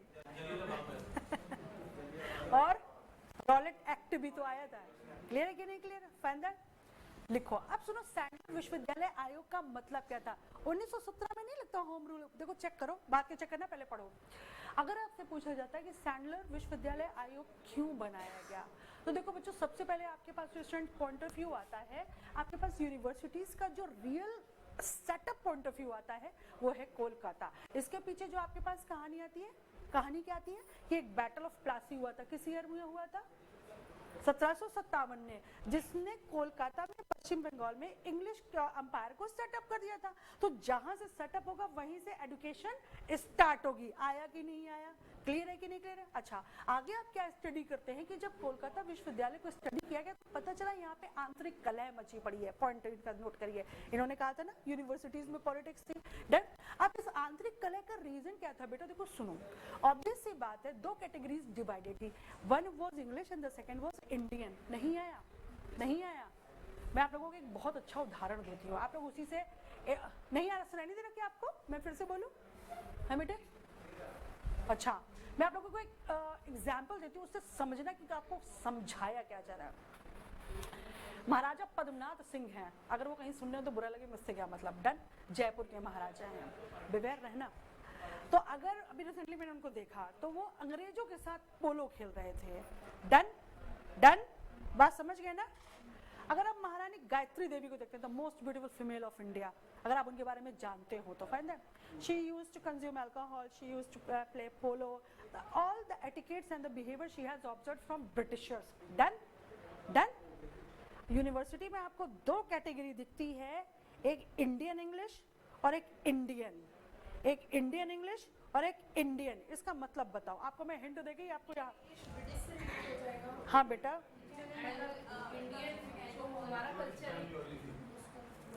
अब आप आगे की कैटेगरी आओ, ये अंग्रेजों को फॉलो करने वाली इंडियंस हैं। पीछे की कैटेगरी जाओ, वो इंडियंस है। ये आंतरिक कलह की मेन जड़ है। नहीं आया आप लोगों को कि इंडियन ही इंडियंस के साथ रिलेट नहीं कर पा रहे थे? मैंने आपको कितना बड़ा एग्जांपल दिया, प्लीज अपने दिमाग को खोल के रखिएगा। फ्रेंड, पहले हमें बताया जाता है कि ब्रिटिशर्स, ओ नो, उन्होंने एक आपको पॉइंट तो यही दे दिया कि भैया देखो, हम तैयार करेंगे तो हम इंडियंस के थ्रू ही इंडियंस को तैयार करेंगे। यही तो आपने पढ़ा था ना शुरुआत में। क्लियर है कि नहीं क्लियर है? फ्रेंड, अब आप पढ़ना शुरू कर देते हो तो अब जो रॉयल जो इंडियंस हैं, जो अंग्रेजों के, व्हाट शुड आई से, खुद ही समझाओ, ठीक है ना? क्लियर? वो अपने साथ में उन कॉमन इंडियंस को एडजस्ट नहीं कर पा रहे थे। फाइन? क्लियर? तो एक तरीके से कलह की ये भी जड़ थी। दूसरी चीज क्या होती है, जब आप 1917 और 1919 में आते हैं, 1919 में आते हैं सॉरी, तो अब तक इतने मूवमेंट्स हो चुके हैं जिसका रिफ्लेक्शन कहाँ पड़ना शुरू हो गया? यूनिवर्सिटीज पे। आया कि नहीं आया? Should I repeat again? Fine that? हाँ बेटा, एक बार और बताऊं। देखिए, जब मूवमेंट्स होते हैं बच्चों, तो मूवमेंट्स का मतलब ये नहीं होता है कि हाँ यहाँ पे ये आंदोलन है, वहाँ पे आंदोलन, हम गए, हमने नारे लगा दिए। आज की डेट में नारे लगाना है, उस समय लोग, अब खुदीराम बोस को जानते हो आप लोग? कौन थे वो? सुना नहीं बेटा? He was very great. कौन थे बताओ? अरे खुदीराम बोस कौन थे ये बताओ? 18 वर्ष की आयु में उनको गोली मारी गई थी। आप लोगों को उनके बारे में नहीं पता है? तब तो बेटा ग्रेट इंडियंस हो आप लोग। रणवीर कपूर पता है कौन है? अरे बड़ा अच्छा हीरो है। रणवीर सिंह पता है कौन है? बड़ा अच्छा हीरो है ना?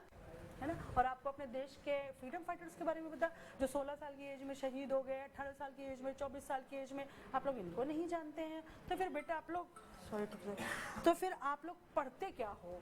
ठीक है, it's very good that you are belonging to higher category, you are preparing for higher education और going to be assistant professor और प्लानिंग फॉर JRF, लेकिन अपनी रूट भी तो चेक कर लो।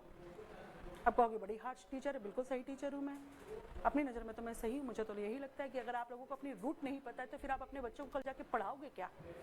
सोचो ना। ज्ञान तो बहुत है, विराट कोहली मुझे भी पता है, महेंद्र सिंह धोनी मुझे भी पता है, I know that they are very good, they are playing for a country, लेकिन उनको तो याद रखो जिनके बेस पे हम यहाँ पे बैठे फ्री होके। कौन है बेटा पल्लवी खुदीराम बोस? जिनको भारत में सबसे पहले फांसी दी, वो है। फाइन? मुजफ्फरनगर में कोई हाँ, इसके बेसिस कौन सा एक्ट हुआ था? राम प्रसाद बिस्मिल कौन थे बेटा?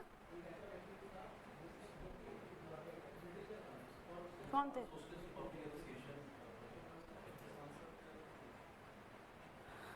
संसद में बेटा, राज्यसभा में थे ना?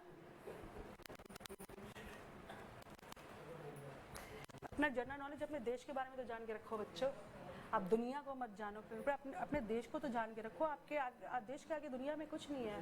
तो अगर देश हमें सब कुछ देता तो हमारी भी ड्यूटी बनती है अपने देश को प्रोवाइड करने के लिए, थोड़ी ना कि हाँ लाओ लाओ हाथ में लड्डू देते रहो। आपको भी बदले में देना आना चाहिए, आपके आउटपुट। और वो ये नहीं करे कि आ जाओ सीमा पे जाके लड़ाई करो, अपनी पढ़ाई लिखाई से अच्छे से आउटपुट दो, अपने बच्चों को अच्छे एकेडमिक स्टूडेंट्स को प्रिपेयर करो, अपने देश का नाम करो, अपने एकेडमिक स्किल्स में आप टॉप लेवल पे आ गए। इससे ज़्यादा आपको क्या चाहिए? क्लियर है कि नहीं क्लियर है? कुछ भी पूछना बेकार है आप लोगों से, लिखना शुरू कीजिए। हाँ, तो इसमें जो दूसरा क्वेश्चन आता है बेटा, हमें क्या पता चलता है? हाँ, हमें ये पता चलता है कि इसमें आंतरिक कलह है मर गए, ठीक है ना। अब इसमें कुछ इंपॉर्टेंट पॉइंट्स ऑफ व्यू जोड़े गए जो बेहद इंपॉर्टेंट थे। इसका पॉइंट ऑफ व्यू ये जोड़ा गया कि आप देखो 12 साल की शिक्षा कर दी गई। ये बताओ 12 साल की शिक्षा का मतलब क्या था? हाँ, 12 साल का 12 वर्षीय स्कूल पाठ्यक्रम का मतलब क्या था कि अब आप प्राथमिक से स्टार्ट करोगे और 12वीं तक आप पढ़ते ही चले जाओगे। डन, क्लियर है? तो आपको एक पर्टिकुलर क्या कहते हैं सिलेबस या कैरिकुलम पे डाल दिया गया, भैया अब इसको रटो और पढ़ो। रिसेंटली अगर आपको पता हो तो कोर्स में चेंजेस किए गए हैं। किसमें चेंज किया गया है? क्या चेंज किया? गवर्नमेंट ने अभी कोर्स में चेंज किया है। किस लेवल तक गवर्नमेंट ने कोर्स में चेंज किया है? 5वीं, 6वीं, 7वीं, 8वीं, किसमें चेंज किया? क्या बेटा?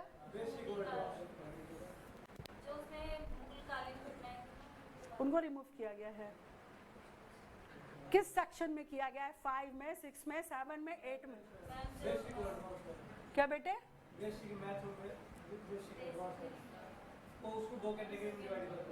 किसको? जो बच्चे आगे कॉमर्स वगैरह आर्ट वगैरह उनको बेसिक मैथ कराया जाएगा। मैंने क्या पूछा क्वेश्चन बेटा? मैंने क्या पूछा? Try to gain my question, try to attend my question. मैंने ये पूछा है रिसेंटली गवर्नमेंट ने कहा है वो किस क्लास में चेंज करेगी? 5वीं में, 6वीं में, 7वीं में, 8वीं में, किस में चेंज करेगी? ये तो बताओ। ये क्वेश्चन। हाँ बेटे, उसको केवल हिस्ट्री रिमूव करी गई है बेटे। हाँ बेटा,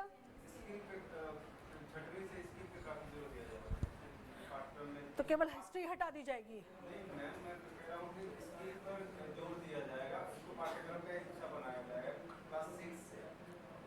किसको? किसको? वो ये कह रहा है स्किल्स पे ज्यादा जोर दिया जाए। मैं कुछ और पूछ रही हूँ, मतलब मैं जा रही हूँ कानपुर और आप चले जा रहे हो अलीगढ़। हमेशा जाऊंगी कानपुर, मेरा घर वहीं पे है, तो आप लोग अलीगढ़ मत चलो। मेरे क्वेश्चन को समझने की कोशिश करो। सरकार ने किस क्लास में ऐसे लिखो, एज ए होमवर्क लिखो।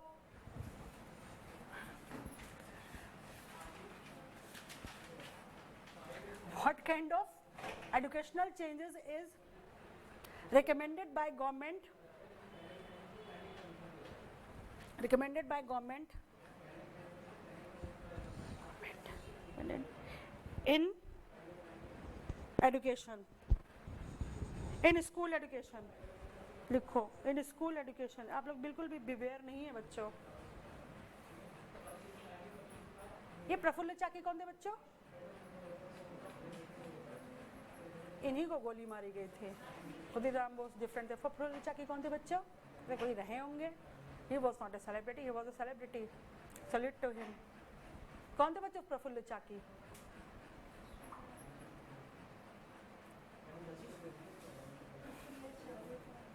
प्रफुल्ल चाकी कौन थे बेटा?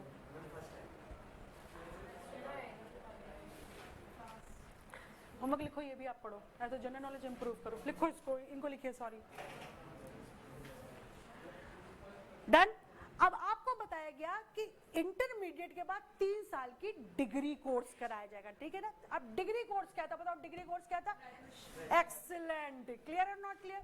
अगर आपसे क्वेश्चन पूछा जाता है किस विश्वविद्यालय आयोग में सरकार ने इंटरमीडिएट के बाद 3 साल के डिग्री कोर्स पर जोर दिया?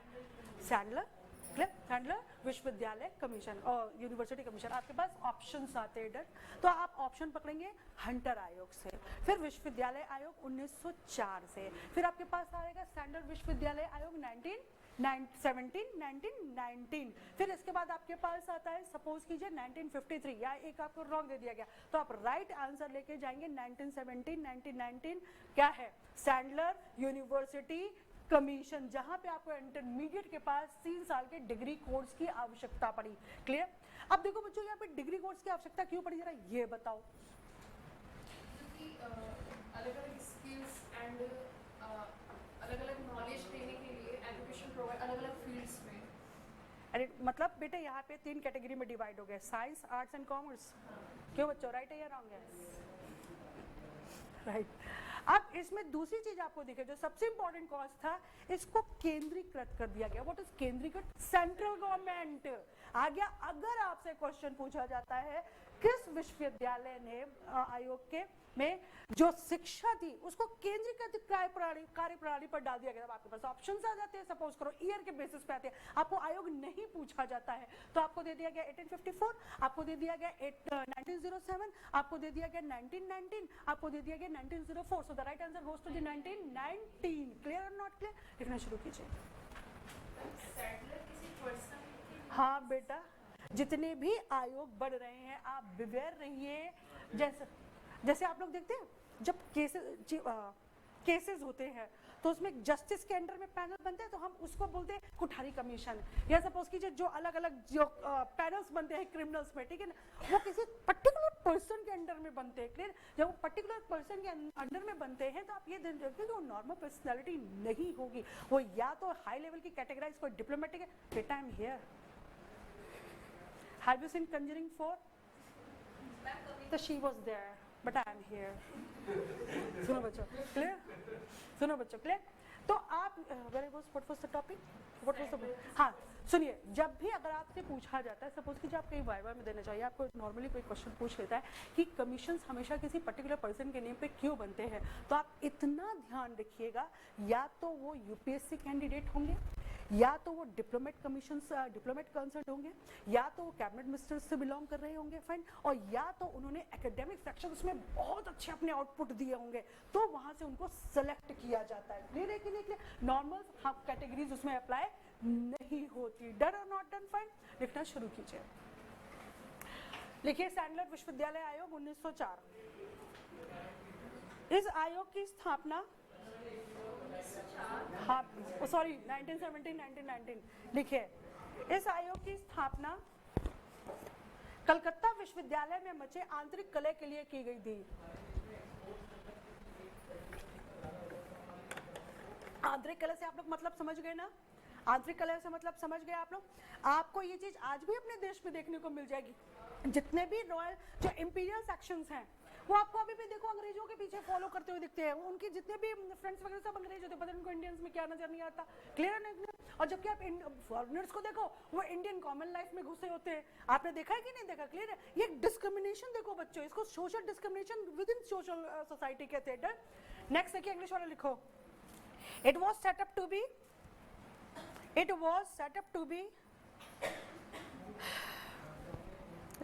the problems which was caused in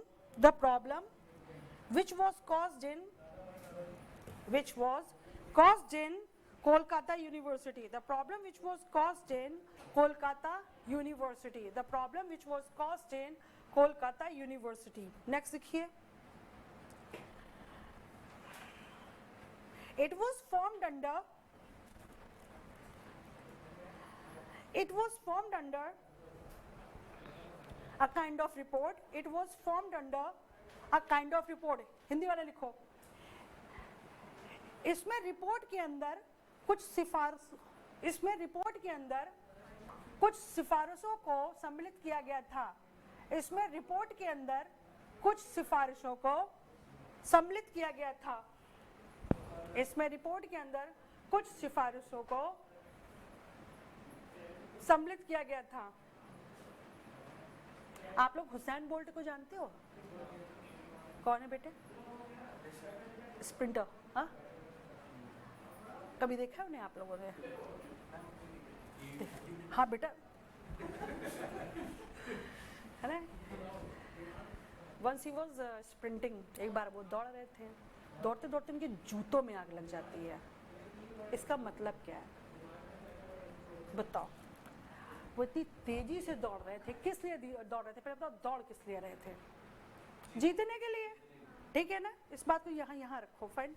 तो दौड़ते दौड़ते उनके जूतों में आग लग जाती है, इसका मतलब क्या है? तो उतना हाँ बेटा, साइंस में ये पॉइंट आता है, friction, that friction, force, energy, motion, fine बेटा।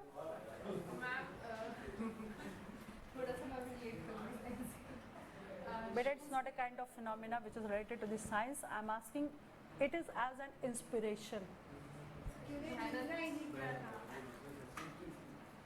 नहीं आया समझ में? क्या है समझ में? आपको क्या कहना चाहती हूँ मैं आप लोगों के लिए, बताओ जरा। कि या तो आपने अपने अंदर इतना एक फॉर्म रखें, अपनी पोटेंशियल को इतना ग्रोन अप करो। डन बच्चों, देखो सुनो, मैं आज आप लोगों को फिर एक बात बता देती हूँ। आप सोचते हो एक लाइफ मिलती है इंसान को, it is not for long years. मुझे नहीं पता मैं कल रहूँगी कि नहीं रहूँगी, नोबडी नोज, फाइन। लेकिन आपका प्रेजेंटेशन सिर्फ एक पॉइंट पे होता है, बताओ क्या? आपका इंडिपेंडेंट क्या रोल है? आपने अपने आप को 10 लोगों में अलग बनाया, तो कैसे बनाया? आखिर आज जो आप हो, आप साधारण से एक्स्ट्राऑर्डिनरी कैसे बनेंगे? फिर आपकी कुछ सर्विसेज भी तो है, ये थोड़ी ना कि कमाओगे और अपने पे रहोगे। नहीं, आपके माता पिता सबसे पहले हैं, उनको कभी मत भूलिए भाई। दुनिया की सबसे इंपॉर्टेंट चीज़ आपके माता पिता, चाहे लड़की के हो चाहे लड़के के हो। दूसरी चीज़, फिर आप एज ए ह्यूमन अपने कर्तव्य नहीं निभाएंगे, फाइन। आपके सारे बेजुबान प्राणी पड़े, उनको पानी रखिए, उनको थोड़ा बहुत जो आपकी इच्छा है उनके लिए कर दीजिए, उनका कोई नहीं है। ये आपकी सबसे बड़ी काउंटिंग है, डन। तीसरी चीज़ क्या है? आप ब्लेस्ड हो, आप खुद फील करोगे कि मैं क्या हूँ। जब आप 10 लोगों के बीच में आपको एक अनकाउंटेबल रिस्पेक्ट मिलेगी ना, तब आपको पता चलेगा कि टीचर के कहने का मतलब क्या है। नहीं आया समझ में? फाइन। हम चलते चलते हमारे पैर में दर्द होने लगता है, हम बैठ जाते हैं। अब उनको देखो, एक स्प्रिंटर को कि जूतों में आग लगी, तब भी उन्होंने जूते नहीं उतारे बीच में। जब वो पूरा ट्रैक क्रॉस कर गए हैं, तब उन्होंने उनको उतारा है। और तब भी पहले जूतों पे क्या कहते हैं, एक्सटिंग्विशर डाला गया, उनके पैर पे नहीं डाला गया। क्लियर है कि नहीं क्लियर? इससे क्या पता चलता है कि देखो, आपकी लगन जो है बेटा, वो कभी भी फेल नहीं करेगी। अब अगर आप ये सोचे कि हाँ ये आम मेरे मुंह में अपने आप गिर जाएगा, तो खोल के खड़े रहो मुंह नीचे, क्या पता गिर जाए ईश्वर की कृपा से। ईश्वर भी देख रहे होते कौन कितने कर्म कर रहा होता है। बाकी फिर बैठ के भगवान को कोसो कि मेरी किस्मत में ये नहीं, मेरी किस्मत, तो भाई मेहनत नहीं करोगे तो आपके हाथ में कुछ भी नहीं आएगा। डन और नॉट डन? तो अपने दिल में पहली बात तो आप इतनी मेहनत लगन रखिए कि आप जिस चीज़ के लिए है पैसा लगा रहे हैं, आप पैसे से पैसा खींचा जाता है। विवेयर रहो इस लाइफ में, और पैसा दुनिया की सबसे बड़ी खुशी है। इट्स ट्रू, इसमें कोई रॉन्ग नहीं है। तो ये आपको तब मिलेगा जब आप मेहनत करेंगे। क्लियर है कि नहीं क्लियर? अब आप ये सोचे कि नहीं, हम गए आचार्य डिगेट में गए, हमने क्लास अटेंड करी, आई मैम पढ़ा दिया, फिर हमने घड़ी देखी, अरे अभी आधा घंटा, अरे अभी तो पौन घंटा बाकी है, झेले रहे, ठीक है। फिर ये चली जाएंगी, होमवर्क दे देंगी, खुद ही अपना होमवर्क आके बताएंगी, करेंगे नहीं करेंगे इनकी मर्जी, हमें इनसे क्या मतलब। आप अपने लिए लॉस कर रहे हैं, कोई रिवीजन नहीं है, तो फिर आप किस चीज़ के सपने देख रहे हो? वर्चुअल वर्ल्ड में जी रहे हो। किस कंट्री ने वर्चुअल वर्ल्ड के वो बना दिया, गेम बनाया है? किस कंट्री ने वर्चुअल वर्ल्ड के गेम बना दिए? एक्सीलेंट, जापान ने बनाया। नेक्स्ट देखिए, इसमें कहाँ तक लिखा बच्चों? पहला पॉइंट लिखिए, इसमें 12 वर्षीय स्कूल पाठ्यक्रम को सम्मिलित किया गया। क्या बेटा, क्या कह रहे हैं आप महेश? आर्टिफिशियल चाइना ने मतलब टॉय बच्चा एक बनाया है, जो 3 साल के जो बच्चे बिहेवियर करते हैं उस तरह के टॉय ऐसा कुछ नाम दिया है बच्चे का। अच्छा, और हिंदुस्तान के आर्टिफिशियल टीचर का क्या नाम है? Irish. Clear, very good, fine. बता के गई थी, इनसे पूछ लीजिएगा। डन और नॉट डन? अब मुझे आप एक बात बताओ, देखो कितना खूबसूरत पॉइंट उन्होंने दिया है। आजकल टेक्नोलॉजी के थ्रू स्टडी क्यों कराई जाती है? तो बोलो बच्चों, टेक्नोलॉजी के थ्रू आपको स्टडी क्यों कराई जाती है? कल को आपसे कल अब जब आप जाओगे ना, तो कहेंगे प्रोजेक्टर पे पढ़ाना है, थोड़ी तो इधर आओ भैया, ये बता दो प्रोजेक्टर कैसे चलते हैं। बिल्कुल, तो फिर आपको बच्चे देखेंगे, ठीक है ना। फिर आपको कि ये बेटा व्हाट्सएप पे कैसे वो होगा, तो गूगल पे कैसे सर्च होगा। I have faced those things. जितना मुझे नहीं तो उससे ज़्यादा बच्चों को आ रहा होता है। मैं ब्लैंक हो जाती हूँ देख के, जब गवर्नमेंट स्कूल्स में हमें भेजा जाता है, हम ब्लैंक हो जाते हैं देख के, भैया ये क्या चल रहा है। हम मैं तो मतलब 50 साल पीछे चल रही हूँ। मैंने पूछा क्या बेटे, why we include technology in education right now? अगर आपको आप लोग कहाँ पढ़ाओगे जाके, चलो बताओ। अभी मैंने क्वेश्चन पूछा था पीपीटी तैयार करोगे? पीपीटी का मतलब क्या होता है?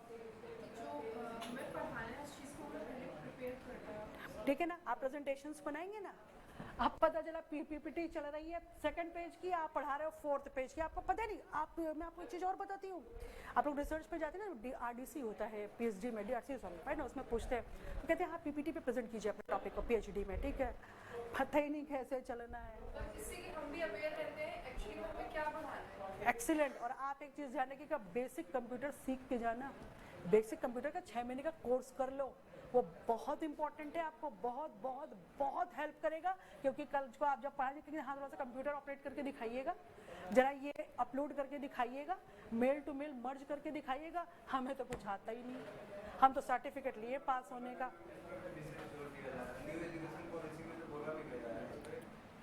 सब बोल दिया एक बार, सक्षम होना चाहिए। आर यू सक्षम? तो मैं आपसे पूछ तो रही हूँ, आर यू सक्षम इन तकनीकी शिक्षा?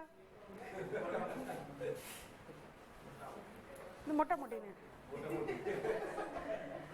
लिखिए, इंग्लिश वालों लिखो बच्चों, कहाँ तक लिखा ये बताइए।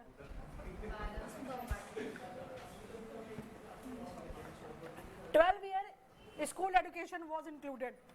12 ईयर, अगर आप लोगों को होमवर्क दो कुछ बेटा तो इतना टाइम नहीं लगेगा। आप लोग आधा कुछ प्रिपेयर करके नहीं रखते हो कि जहाँ पे ये खुशी होगी, चलो बच्चों ने ऑलरेडी आधा प्रिपेयर करके रखा है, हमें इनके साथ कवर अप कर देना है। आप लोग दूसरी दुनिया से आते हो, आ गए हम, तो आप अपना लॉस कर रहे हो, मेरा लॉस नहीं कर रहे हो। फाइन, नेक्स्ट लिखिए,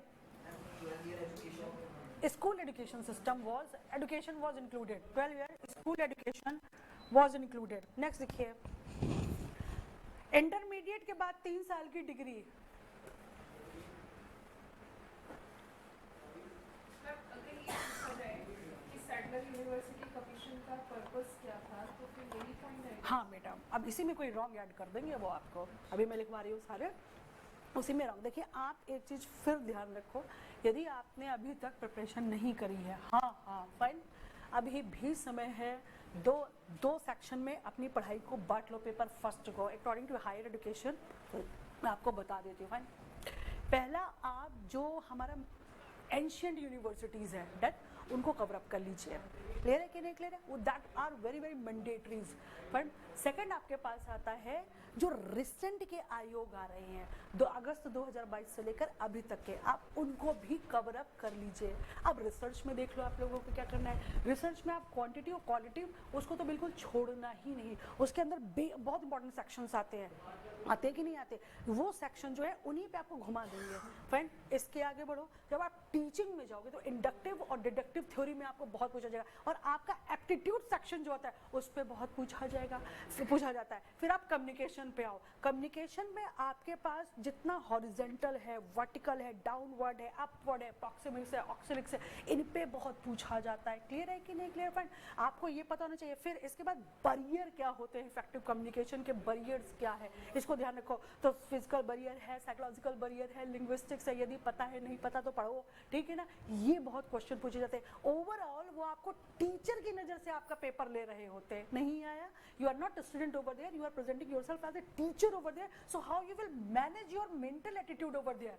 आया कि नहीं आया? आपकी इंटेलेक्चुअल पावर इस तरीके से ही चेक किया जाएगा कि अगर आपको एक बच्चा दे दिया, 10 बच्चों को आप पढ़ाने गए हैं, 10 बच्चे 10 तरीके के हैं, तो क्या आप एक ही को फोकस करोगे? नहीं सर, सभी को। तो वो आपका मैनेजेबल पॉइंट ऑफ व्यू कैसे आएगा, ये आपका सीखा जाएगा, वो पर्सनल कोई नहीं। और कम्प्रीहेंशन की कहानी क्या बेटा? हाँ समावेशी, सुनिए, गुड। फिर आप कम्प्रीहेंशन को देख लीजिए। कम्प्रीहेंशन में ये नहीं कि इतना बड़ा कम्प्रीहेंशन दे दिया, पढ़ो, पेपर मिलेगा, एक प्लेन पेपर, पेन मिलेगा और हाथ में सैनिटाइजर लगा के जाना, डन। और मुंह में मत लगा देना हाथ, वो उंगली जब सैनिटाइजर लगा लेना तो they are infected by alcohol and acid. Clear? आप कम्प्रीहेंशन पढ़ो, उसमें जो सबसे क्लोज पॉइंट निकलता है वो उसका आंसर होता है। कम्प्रीहेंशन पे आपको 3 पॉइंट ऑफ व्यू पे दिए जाते हैं, जनरल नॉलेज, सोशल नॉलेज और नेचुरल पॉइंट ऑफ व्यू पे आप इससे कम्प्रीहेंशंस को गेन कर सकते हैं। पता नहीं क्या दे दिया, इसमें क्या ढूंढे वो ढूंढे, नहीं तो बेकार थोड़ी ना दिया गया है, they have their own purpose behind that one. तो आप इन चीज़ों से कवर अप कर सकते हैं। एनवायरनमेंट में आप ध्यान रखिए, जितने भी पर्टिकुलर COP12 हैं, ये सब हैं, जितने भी 2000 अगस्त 2022 को पकड़ के रखो और आज तक चले जाओ, जितने भी इंपॉर्टेंट वो आ रहे हैं, वो बने हुए हैं, चेंजेस क्या हो रहे हैं। जैसे आप देखो कल UAE में बारिश हुई है, ठीक है ना, ये ग्लोबल बॉइलिंग का नतीजा है। फाइन, जर्मनी के बॉन में क्या हुआ, चेरी ब्लॉसम खिलाए जो कि सिर्फ जापान में खिलते थे, ग्लोबल बॉइलिंग का नतीजा है। तो आप इन सारी चीजों को पढ़ के रखो। जरूरी थोड़ा कि आपसे कन्वेंशनल क्वेश्चन ही पूछे जाएंगे, आपसे वो भी पूछेंगे ही जो आपके जनरल नॉलेज से रिलेटेड हैं। आया आप लोगों को? और ICT में प्लीज आप उस सेक्शन से बहुत अवेयर रहें जहां पर modern point of view computer में ऐड हो गए हैं। क्लियर है कि नहीं क्लियर हो गया? फाइन, लिखो, कहाँ तक लिखा ये बताइए। लिखिए, इसमें थक गई हूँ मैं।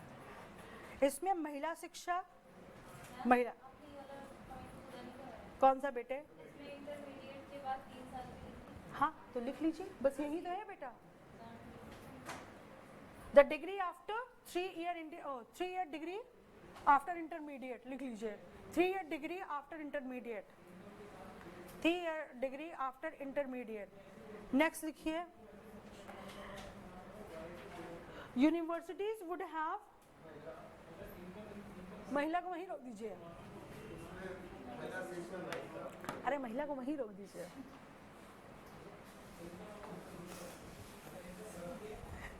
लिखे विश्वविद्यालयों को would have centralized work procedure. Universities would have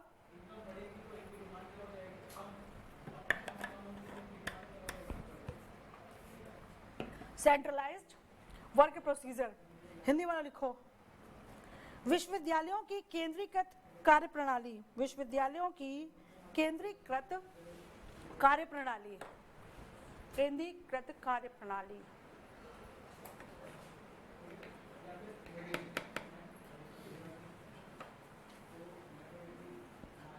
आप लोगों ने अपने रिसर्च लिख के लिखे हैं? कुछ रिसर्च रेडी करके रखा है बच्चों? कोई रिसर्च पेपर लिखा है आज तक? रिव्यू ऑफ लिटरेचर कुछ है कि नहीं है आप लोगों के पास? आपने लिखा है? किस पे लिखा है? It is under which topic? School education.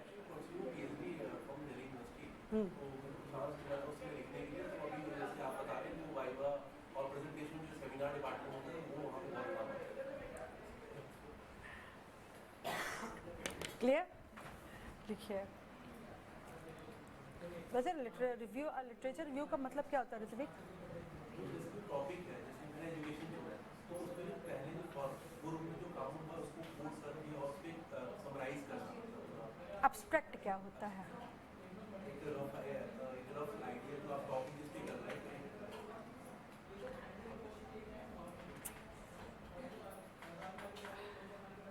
Research की मेन मेथोडोलॉजी क्या होती है? चलो सब लोग बताओ, रिसर्च की मेन मेथोडोलॉजी क्या होती है? हाँ बेटा,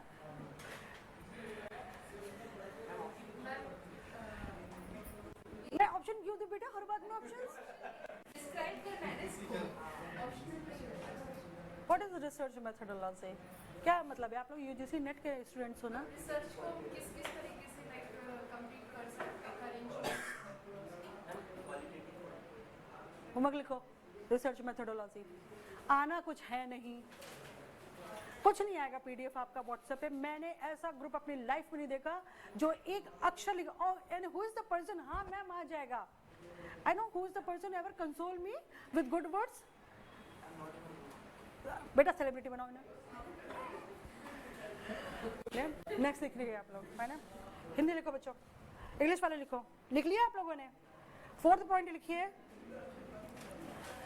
सैंडलर आयोग है ना, बोलो। इसका सबसे मुख्य प्रभाव ये चीज बहुत इंपॉर्टेंट है, आप ध्यान रखिएगा। व्यवहारिक शिक्षा पे था। देखो बच्चों, अगर एक चीज आपसे व्यवहारिक शिक्षा, तकनीकी शिक्षा, महिला शिक्षा, इन तीनों को पहले आप ध्यान दो। पहले भी लीव दैट वन बेटे। सुनो, अगर आपसे पूछा जाता है व्यवहारिक शिक्षा क्या होती है, इसका मतलब होता है एप्टीट्यूड। क्या होता है? Aptitude. Reason what is that one?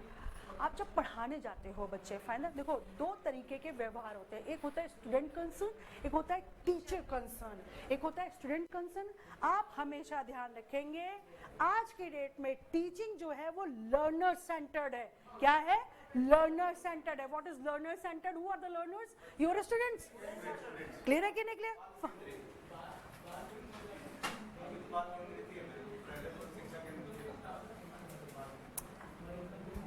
कौन से बाल केंद्रित, पहले आप मुझे ये बताइए। पहले बात तो शिक्षा, शिक्षा, शिक्षा नहीं, शिक्षा नहीं, इट्स नॉट शिक्षा। बोलिए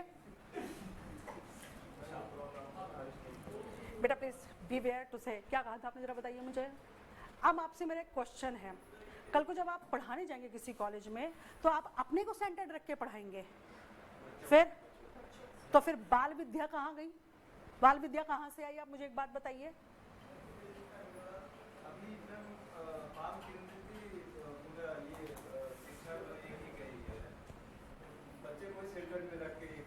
अरे तो बेटा बच्चे का मतलब क्या होता है? स्टूडेंट्स होते हैं। अच्छा एक बात बताओ, मैं आप लोगों को पढ़ाने आती हूँ, फाइन दैट, चलो ध्यान रखो। All of you above 20 year, सब होना क्लियर है ना? इसको यहाँ पे माइंडसेट करो। मैं कह रही हूँ भले कि मैं बच्चे पढ़ा रही हूँ, fine, but I am teaching students. Done? All of you are maybe post graduate, मैं परसुइंग PhD एंड मेरी बात कंप्लीट होने दीजिए।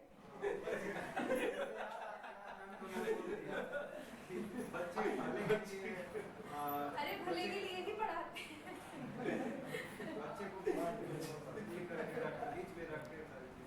एजुकेशन उसके बेहतर के लिए ये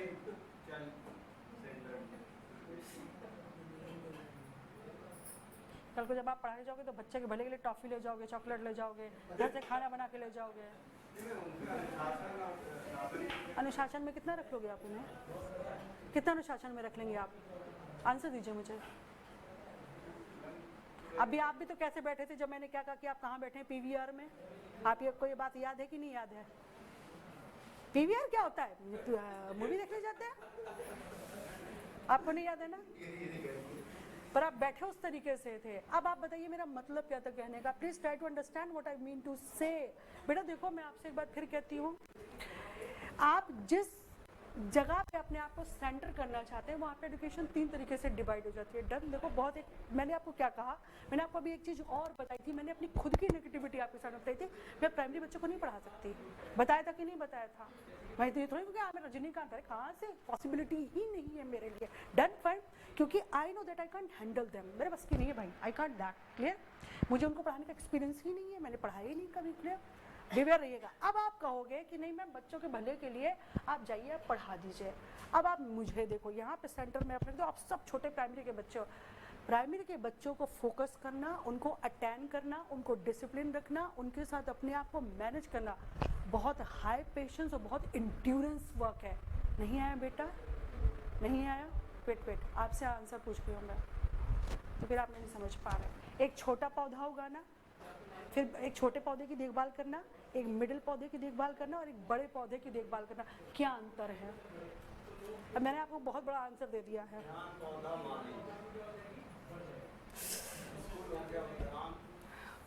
उद्यान, उद्यान, हाँ। आगे आप बताओ ना बेटा, बोलो मुझे पढ़ाना है आगे, आप आंसर दीजिए या तो फिर इंटरप्ट मत कीजिए।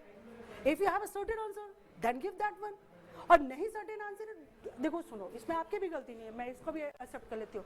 हमने जो चीज़ को कन्वेंशनल थॉट पे पढ़ा होता है ना, वही चीज़ हमारे दिमाग में होती है। जबकि मैंने आप लोगों से क्या कहता था कि भैया NEP को पढ़ो पढ़ो पढ़ो, वहाँ पे आपको क्या बताया गया है?